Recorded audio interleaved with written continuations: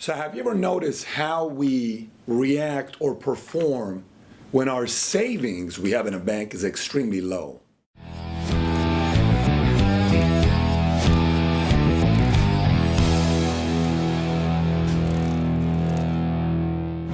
Maybe we're a little bit more anxious, we're a little bit stressful, we're a little bit antsy about where life is going, and our confidence may be even a little bit low because we don't know what's going to take place. A big decision or a big move in our life could affect our life because of the amount of savings we have in a bank. And you ever met somebody who walks tall or maybe has got a lot of confidence, and you ask yourself, why is this person so calm? Why is this person the way they are? Well, it's typically one, they have a high level of faith, but the other one, from my experience, is that person has savings in place. And when you have savings in place, you tend to stress a lot less about things that could happen in your life, where a speeding ticket can have two different effects on people. One, it's the end of the world if you don't have the money to pay the $300. For another person, it's just on another ticket. Maybe I'll do some traffic school. So how do we look at savings? This is what I learned 13 years ago when it comes down to savings.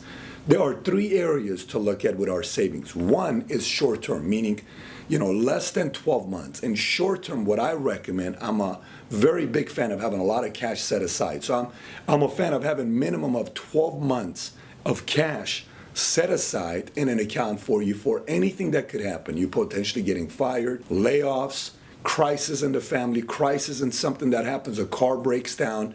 It's very important to have 12 months of savings set aside for emergency.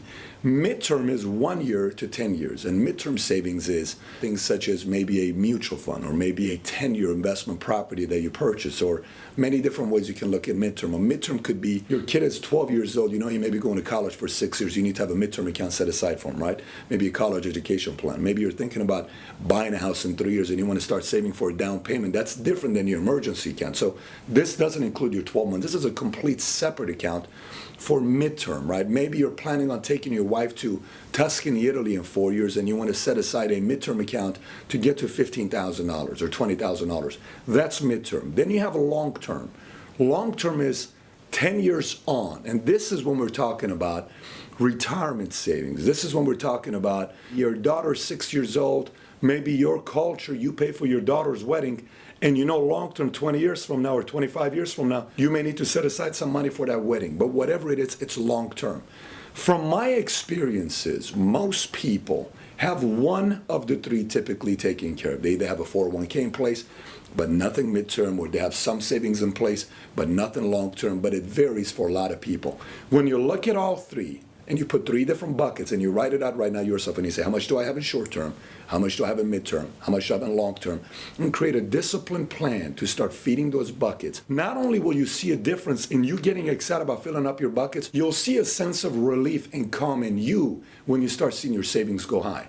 And reason why I wanted to share this with you is because this is something I had an article I read years ago. It's an incredible article on how savings has to do with our confidence. The title is Save and Walk Tall.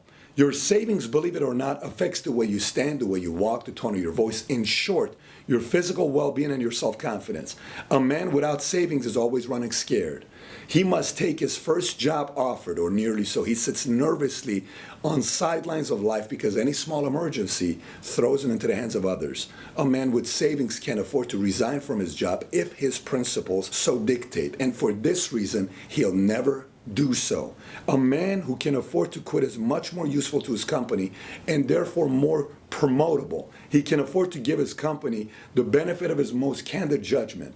A man who's always concerned about basic necessities such as food, clothing, and housing can afford to think long-term career terms. A man with savings can afford the wonderful privileges of being generous in family or neighborhood emergencies. He can take a level of stare from the eyes of any man, friend, stranger, or enemy. It shapes his personality and his character. The ability to save has nothing to do with the size of income.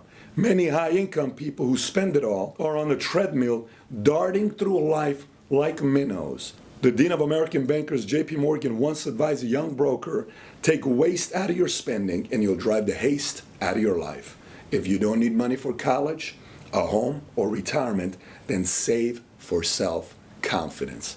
So imagine if you had $100,000 in a checking account right now, you had a couple $100,000 in midterm mutual funds, other things, and a few $100,000 for a long-term retirement plan. How would you feel right now? Well, I got to tell you, I remember how it felt not having that in place, and it was very stressful. According to Bankrate, 75% of Americans have less than 6 months of their expenses set aside in an account. So even maybe some have only 1 month, but 6 months, 75%. And 28% have no savings at all whatsoever, according to Bankrate. I think it's very, very important to pay a lot more attention to our savings than most of us tend to do so. My challenge to you would be take out a sheet of paper, start writing your short-term, mid-term, long-term, speak to your spouse or to somebody who's an expert and start putting a plan in place to get your savings in place. It's my message of the week, and be sure to subscribe.